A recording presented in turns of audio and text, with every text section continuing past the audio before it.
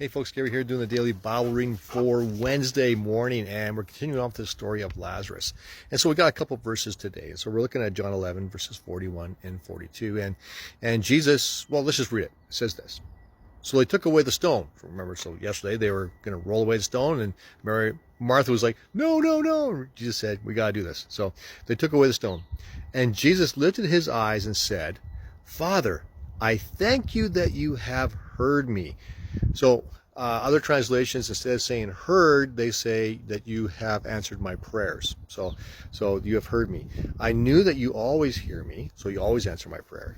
But I said this on account of the people standing around, that they may believe that you have sent me. So a couple things with that. One is God always hears our prayers. God always hears you when you pray to him. God always hears when you speak to him, when you talk to him.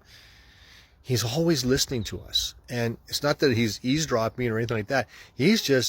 That's how invested God is in your life and in my life. He always hears us when we pray. We might not hear the answer. Sometimes that's because we're just not simply listening for the answer. We have an idea of what we want the answer to be, and anything outside of that we just don't hear. But he always hears us. That's one of the cool things about this. He always hears our prayers. He always answers our prayers. And the other part is Jesus saying, I want them to know that you sent me. Why? Because the fact that Jesus was sent by the Father is really important, the Son of God. He was sent for us, and our salvation is based on that, and that's really important. This isn't some kind of magic trick. It's not a parlor trick. Jesus isn't pulling the wool over people's eyes.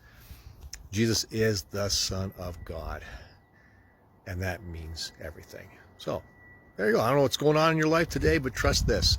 Trust that Jesus is the Son of God, that Jesus has paid a price for you, that Jesus is making a way for you, and trust that God always hears you when you pray.